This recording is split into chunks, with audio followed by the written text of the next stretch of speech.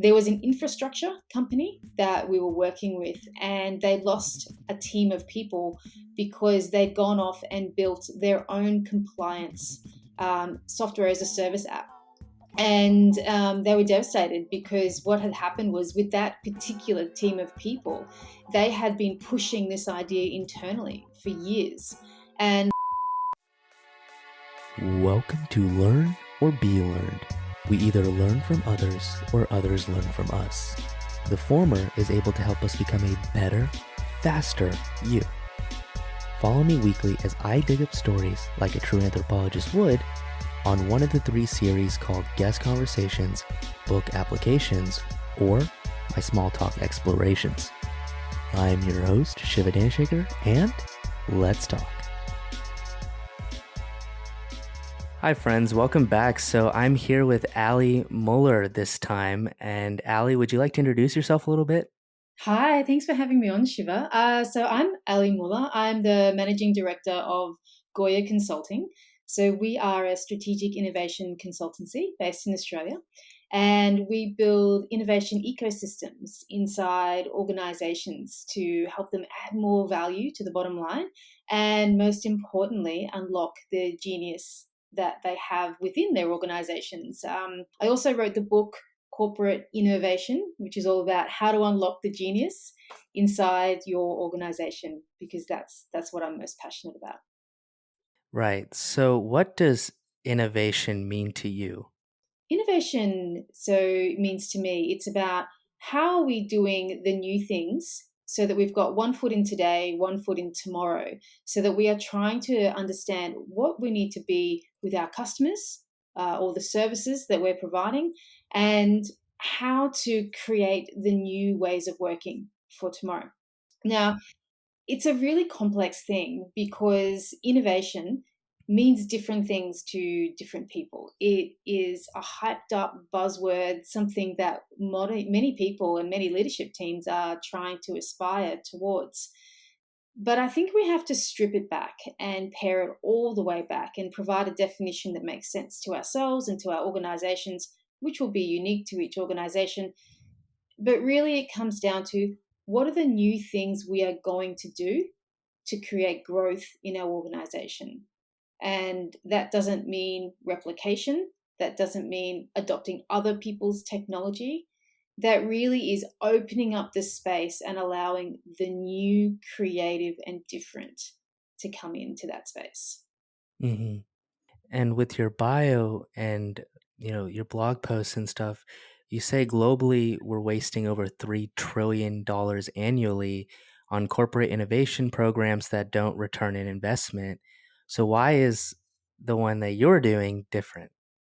So what we're doing is different. It's different for a reason. Mm-hmm. So we dig right into it. So yes, it's about actually defining what innovation is. That is definitely one of the core components. But that really is only about 0.5% of the work that is required.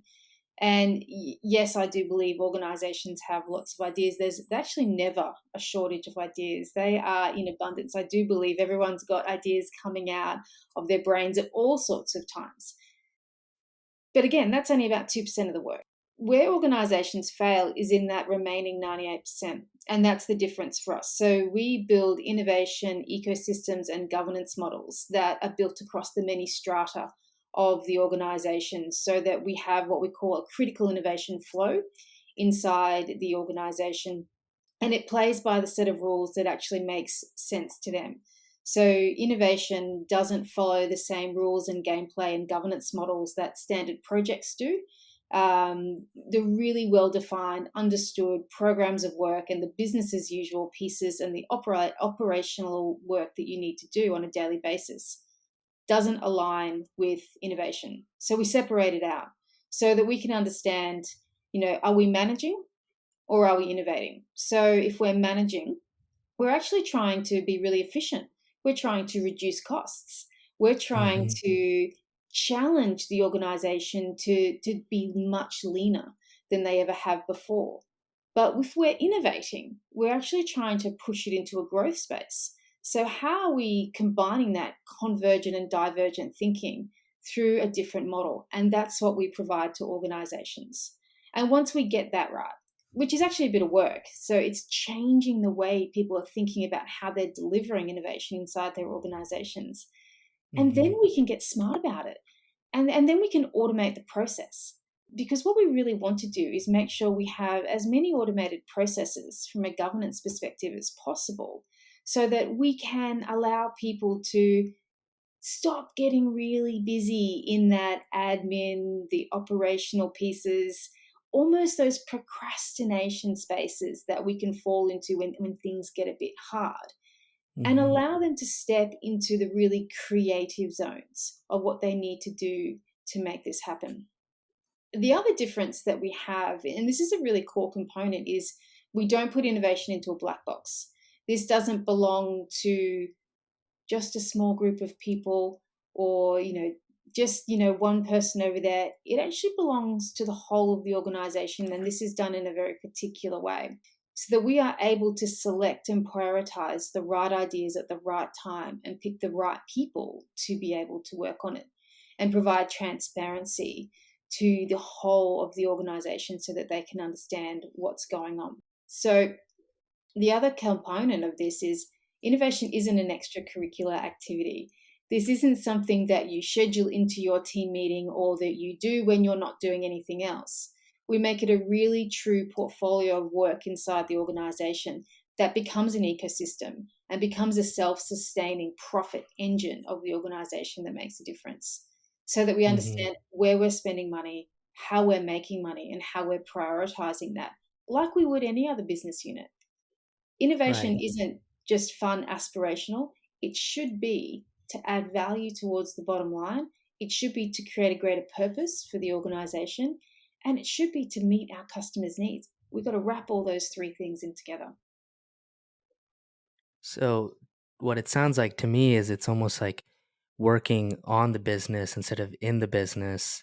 Or, I guess, another metaphor I can think of is, let's say you have like a train engine and you're moving forward. Instead of working on that engine and repairing it constantly, you're actually in the back trying to come up with a brand new engine that works even more efficiently. Yeah, and if you're innovation, you belong on a different set of rails because it's a different Hmm. gauge track altogether. So you can't be putting your innovation train on the old steam track train, because it's actually just a totally different gauge between, what it sits. So you need different rails, different rules, different fuel, and a different way of doing it. So if you use that train analogy, that's really interesting. I haven't used that one Hmm. before. Feel free to use it. I think I might. Right. So you said you've worked with Fortune 50 big companies on these innovation ideas about, kind of guiding them. And you said ideas aren't the problem, it's how to really push it, implement it, and kind of create a system is what I'm getting, is like a system to implement this idea and try it out. So, can you give us an example of maybe a time you worked one of the Fortune 50 companies and how the company was struggling and then how this innovation idea really pushed them forward? Well, yeah, so we've worked with a number actually, and without naming too many names, and I'll give you some examples of some of the work that we've done. Hmm. Is it's actually around what happens that they're not delivering any value. So they come to us when they're stuck, and there's never a shortage of ideas, and I'm always very, very clear about that. So quite often they say to us, we've got all these ideas, um, but we're not quite sure what to do next. Or the other side of it is they get too focused on being too technical, too overcomplicated, and trying to do too much in the innovation space. So something that we've seen quite a lot of is, and something that we do solve is that we've had organizations that we've worked with who've hired the wrong innovation leaders and managers, and they do it in a number of different ways. They think that they need the best IT technical coding style of person to come in and lead innovation. And the first thing we break down is that, and we teach them how to actually take that away and say, well, actually, that's the wrong thing to do. Your innovation leader doesn't necessarily have to be a subject matter expert or anything in that space. These are the people that we bring in when the idea is alive.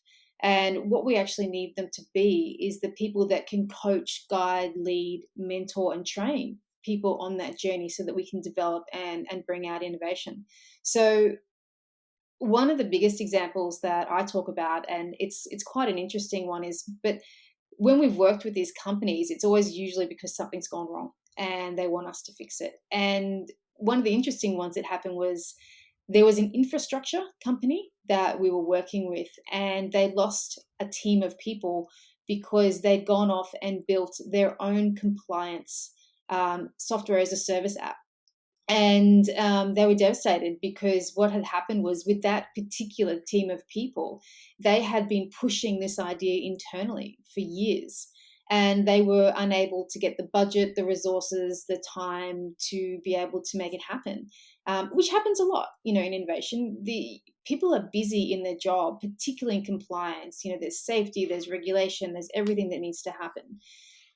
But these people knew how to do it better, so they quit and they pooled all their funds together, which, probably I think you in America, they call it your 401ks. Am I Mm-hmm. correct?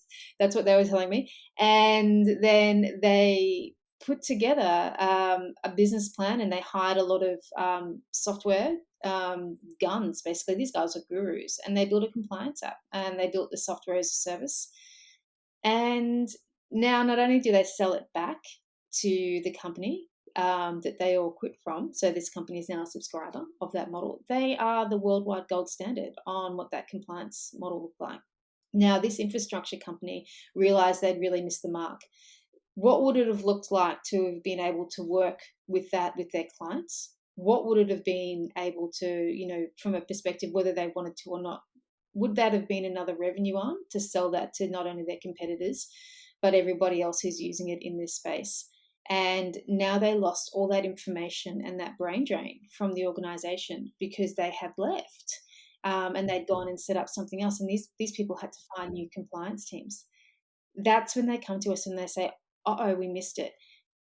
And they missed it because it wasn't sexy, it wasn't exciting, these guys weren't building driverless cars and creating anything like that. Like a lot of people try and put there and say, I want to do that type of innovation. They were building a safety and regulation compliance model. Now, that's not sexy to some, but it was super sexy to them. And it was Mm-hmm. super critical and important to that organization. And when we came to them, they were like, we've missed it. I don't want to ever miss this opportunity again. And that's what we're doing for them now. So we're building those models inside the organization so that they capture the ideas, everything sits there. We give people the opportunity to work on this because we can assess it correctly. We're not assessing it against other different types of business as usual projects that are really well defined that it's very difficult to be challenged on in the budget perspective. We're assessing innovation against innovation, and that's what makes Mm-hmm. a difference for these organizations now. So I wanted to ask a follow-up question to that, being how critical and important do you think an environment is for innovation, and maybe in terms of idea brewing and such? Because if you look at, Apple's headquarters, or I think it's Google's headquarters, they're very open-ended office space, very nature oriented, a lot, very creative environment to spark creativity. As we can also see in Deep Work by Cal Newport, he also talks about how there was this headquarters where to go from, I think, the office area to the cafeteria, you had to walk across the entire campus, I guess, the headquarters. And there was a reason for that, was to, spark your creativity while you're walking the whole way. So how critical do you think environment is for creating ideas? In my personal opinion is I think it's really important to have good, comfortable environments to work in. And actually, what I've learned in working with many organizations in different parts of the world as well as Australia is that it means different things to different people, like innovation. So some people really get into that. They enjoy that space. They want to do the walk. Other people don't like it. So what I think we need to do is actually concentrate on what's a good, comfortable working environment. And then we need to acknowledge something a little different. And that something a little different is your ideas will come up in many different ways, shapes, and forms at many different times of the day. Now, this is what I talk to organizations about, is how do you provide a repository that people can access 24/7, not just while they're at work. We don't want them to only think about these things while they're at work. We want to allow that relaxation of the brain to occur, and then when the ideas pop in. Now, what I tell people is that it happens for different times with different people. For me, I go to the gym in the morning and I have a little notebook in my car. And when I hop back in my car, I find that because I've just been working out and not thinking about everything else, I have all these things that I want to write down. So I journal them, quickly when I hop back in my car, and that really works for me. Other people, it's dog walking. Other people, it's when they have a shower. Shower thinking is a really, really big thing. And one thing that I've noticed is when we log and track the idea times of when people have put them in, it's quite often not during the average 9 to 5 when people are working. When people are logging these ideas, it's Friday night after they've had a couple of drinks, which is probably a bit different, particularly in Australia where we have been doing a lot more working from home and we haven't had those collaborative after work drinks on the Fridays. And it's really early in the morning. So there must be a lot of other people like me who are doing their dog walking, gym, all those things and having those brain ideas, and really late at night. So I think that we just need to have that accessibility to capture the ideas, and not be distracted too much by, do we need a specific workplace? Does it have to be a particular color? Do we need bean bags and things like that? I think that is actually going to go by the wayside a little bit. Something that we're seeing in Australia is a lot more home working than ever before, particularly because of, we've had lockdowns in Australia, and the way that we've managed the coronavirus here. Now, a lot of people are saying, I don't want to come back into the office every day of the week. I am more productive at home. I get more family, more leisure time. And how do we adapt that into this process? And now, originally, people at the beginning of this whole terrible coronavirus, about 18 months or 20 months ago, were saying, this is going to kill innovation. But I'll have to say completely the opposite. People are having more time to reflect in spaces where they are comfortable and they are coming up with more ideas. They're still collaborating, they're just doing it different ways. And actually, we can get more people together to do this. So I know that's a very long-winded answer, Shiva, but I was actually thinking it really is about what is comfortable for the individual. Sometimes it's nature, sometimes it's a wall full of Post-it notes. It's impossible to accommodate everybody, but what does a nice, comfortable workplace look like? And again, different things, different people. Right. I think that makes a lot of sense. It's where you're most comfortable and relaxed is when I think it's like there's different brainwave states. I think it goes beta, alpha, theta, delta. I think when you're past the alpha brainwave, beta or alpha, you're more relaxed. So I think that's when Mm. your thoughts are flowing better. So that's interesting that you'd say from home that people are more relaxed. And I think that's an interesting take that we didn't see 20 months ago when everyone was saying, "Oh no," because everyone divided work and home life, which is I think where the fear came from. Oh no, if now that they're combined, I think, my work life is going to deteriorate because, I'm going to be too relaxed to work. But I think that's really interesting on innovation in particular, I'd have to say. Yeah, it is. And, but the funny thing is, there's always a downside, isn't there? There's always Hmm. the other side. And the other side is I was talking to some people and they were saying to me, I don't get my thinking time because I'm not commuting in my car. So it's like, and for them, that was that they wind up, at the start of Hmm. the day to go into the office and they think about all the things that they're going to do. And at the end of the day, I suppose it's their wind down and they reflect on everything. And that's when they come up with a lot of ideas and they didn't have this commute time. And they were saying, I'm not getting any of my ideas. And I was thinking, I'm not sure how you manage that one. But so, yeah, there's always a downside for someone, I Right. suppose, Just drive around your neighborhood for like 20 minutes. which is not great for the environment, but it's kind of Yeah. weird, isn't it? So innovation in particular for the average person, let's say, whether it's business or it's me doing these podcasts or it's someone who it likes to play the guitar, right? So how can you, the average person or the layman, use your techniques of innovation to help them in their everyday life? In their everyday life. So, Mhm. um, particularly when you're looking to do something new and different. So, what I would focus on in your everyday life is, and these are my tips for organization, so they don't really change. So, the first one is don't focus on disruption. I'm not a believer in disruption, and for the following reason is that I believe that if you are trying to do something, you need to fall really deeply in love with your customer and then understand what it is that they want. What are the problems, challenges that they have? What's the information that they're seeking? What does it really mean to be them and understand them? And when you can give them what they want in that space, you inevitably can find customers for life.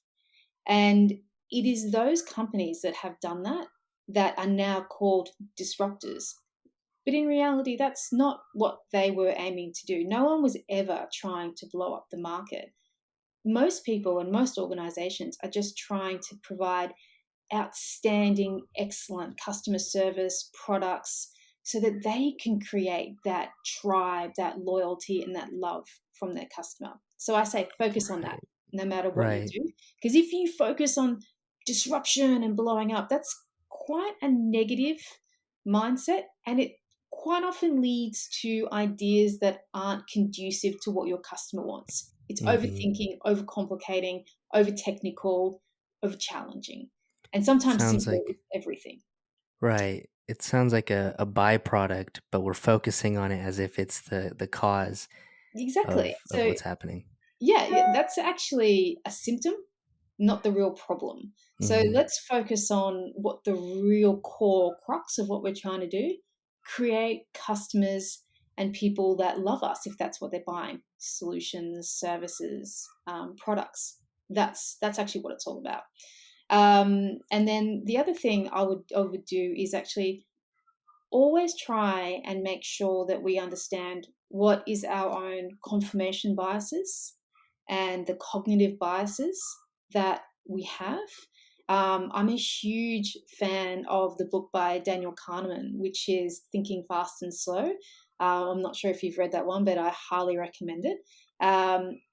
There's a really interesting section in there, which is filtered out through the entire book, where they talk about system one and system two thinking. And that is incredibly important for everything that we do in innovation. And if I can nail that down in 30 seconds for you, it's about if you understand what your customers are doing and you ask them, they'll tell you something. They'll tell you, I'm going to do XYZ. But if you watch them and they don't know that you're watching them, they might actually do ABC. So, what we need to understand is what people tell us and what they do aren't always the same thing. So, we need to, in a way, listen with our eyes and our ears and our intuition when we're looking at innovation to understand how we put the whole picture together. Not just think we can do a little survey, talk to a couple of customers, and we've got the information.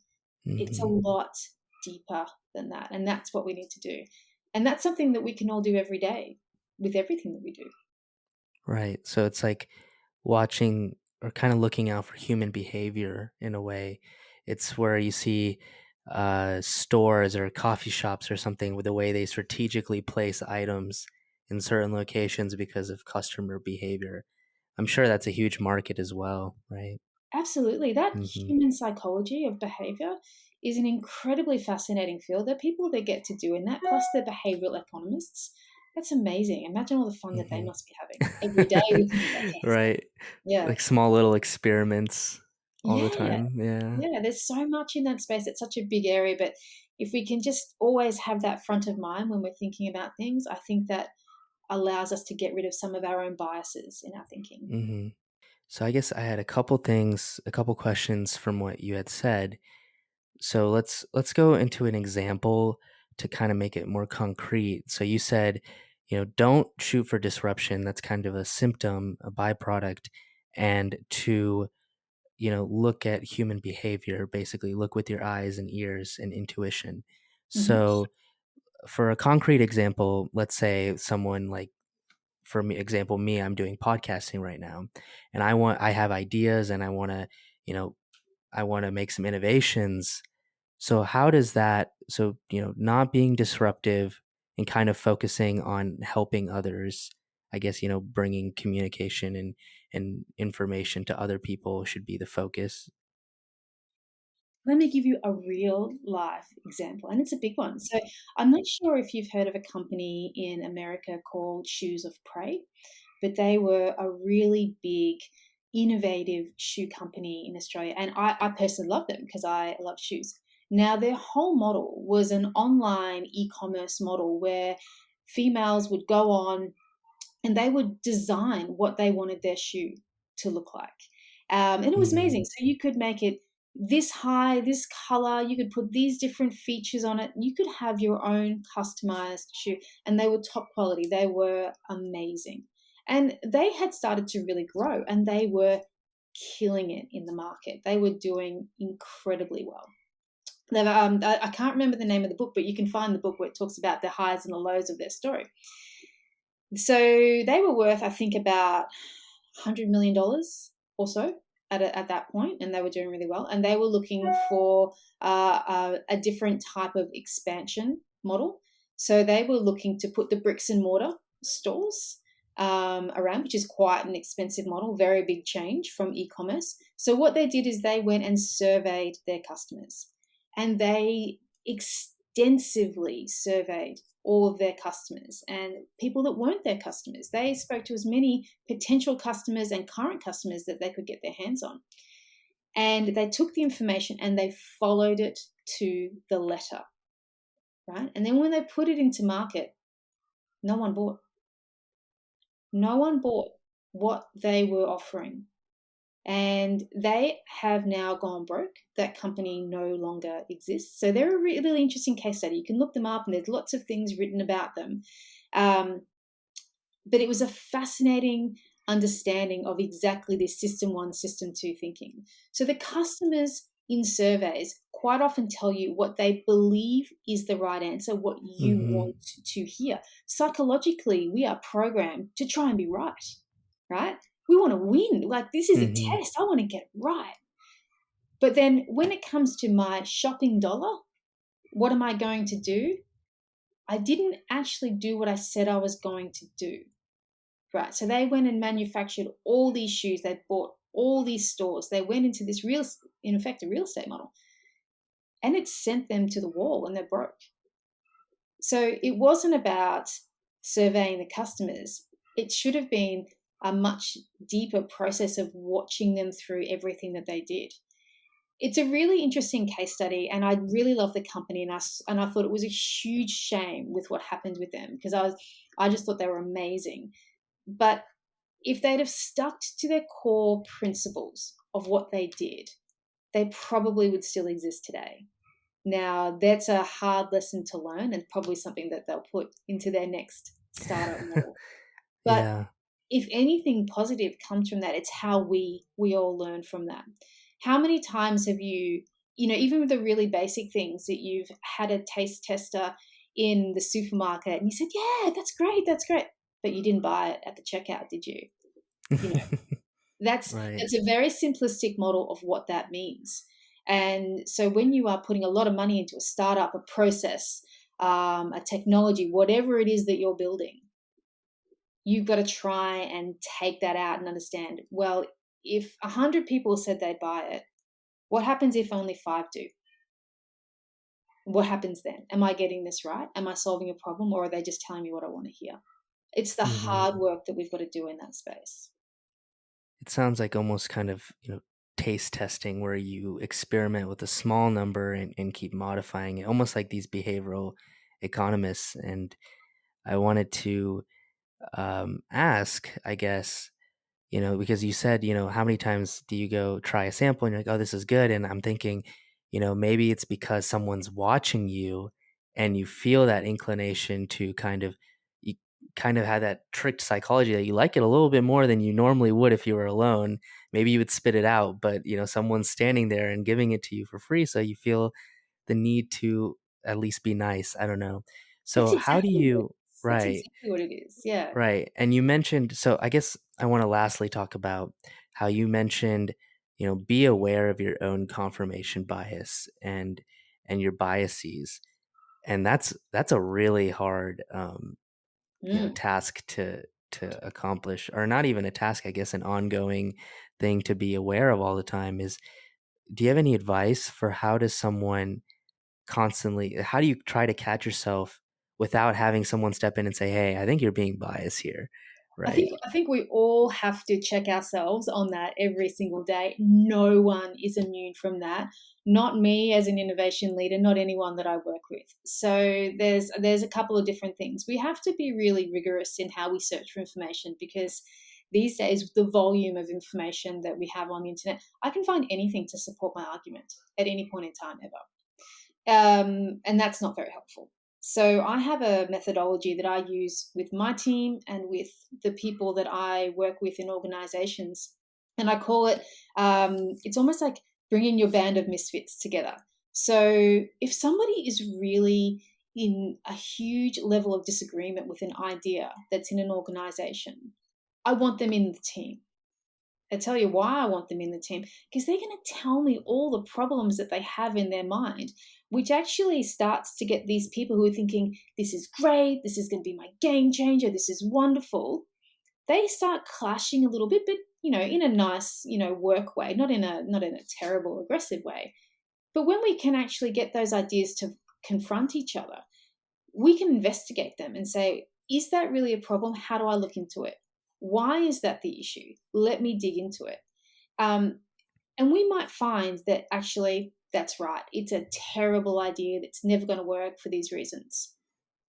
But the really positive thing that we should never avoid is that if that idea is good and it does work, because we've had those negative naysayers, the black hat thinkers, all those people in the room really trying to break it down, I've started to solve those problems before they've actually come up.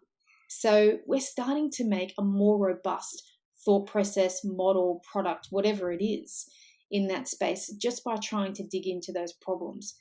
It's worth spending the time on, because what we do with innovation, we can be a little gung ho sometimes. We can be a little too eager to get it right. Now, at that point in time, it isn't a test to get it right. There's no 100% score there. Yeah. What we actually want is to make sure that we're moving forward with the right ideas, not Hmm. confirming that everything we thought of was the right one to move with.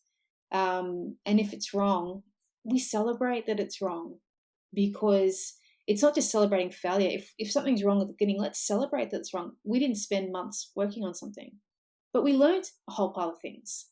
So let's share those learnings with everyone. And that's the part of the process that we need to think about. So how do we solve it? We've got to have good people that we talk to, and we've got to be able to talk to different people all the time. Because if we only share ideas and refer our ideas and think about our ideas with the same people all the time, we will inevitably fall into a groupthink pattern. And Hmm. that then helps us have those confirmation biases, because we all start agreeing with each other. So we all start Hmm. playing off each other in the right way. Pick people that are really going to robustly, courteously help you tear apart your idea. Because if it comes back Hmm. together, it's a good one. I was gonna say it's arguably more dangerous having a big group of people thinking the same way Yeah. sometimes without anyone to, bring up counterpoints and whatnot. It seems like often innovators are the ones that are pushing the boundaries of ideas, which is always inevitably going to have backlash. But I think you answered that by saying have people that are constantly different from you, because I think that does give you a full sphere of perspectives from, many, many different angles. So you're not, instead of it all being everyone negatively talking about your idea, if you have a couple people that you really admire or admire the work they've done and they said that actually might be a great idea, you should try it. Like, here's this idea, like that might help you. So, I think having a sphere of people is might be the answer to that. Yes, and the other thing is, if you are working inside an organization, one of the critical components that you have is executive sponsorship. So, right at the top level. And I'll tell you why this is important is because organizations are bureaucracies defined around a set certain amount of rules, and usually those rules are put in place to minimize risk and losses to the company. So, innovation is exactly the opposite of that. It is about growth, it is about dreaming, it is about boundary pushing, it is about doing the thing that we've never done before. What's the thing that organizations are really, really uncomfortable with? The thing that we've never done before. So, Mm-hmm. and that's what I was talking about. It plays by a different set of rules. So, it is about having the right level of sponsorship inside your organization so that you can have somebody to go on that journey with you from a leadership team perspective, because this is what happens with innovation a lot of the times. It's rejected, rejected, rejected because it doesn't look like X, or it doesn't look like Y, or my competitor company is not doing that, or something like that. When the reality is, it's hard to see something that we've never seen before because we don't know if it's going to work. And it's those challenges that push the boundaries of organizations. And when we can get support in a safe and structured environment, we're not talking about killing the company like they did with Shoes of Prey, but we're talking about what are the right steps forward in that space to make those boundary pushing changes. And that's where we want to get to. That's what makes sense. That is the difference between the startup world and the organization corporate world. And that's what we're trying to do is have that nice blended model in between so they can still do the things that count, knowing that they're not quite a startup, but how do they get the innovation that matters? And that's a Mm-hmm. real challenge. I think that beautifully wraps up everything that we talked about in one monologue. I think that was great. Thank you so much. Oh, thank you, Shiva. Yeah, thank you, Ali, for being on the show and taking the time out of your day to be here and tell our audience. And thank you guys for listening, and I'll see you guys next time. Awesome. Thanks, Shiva.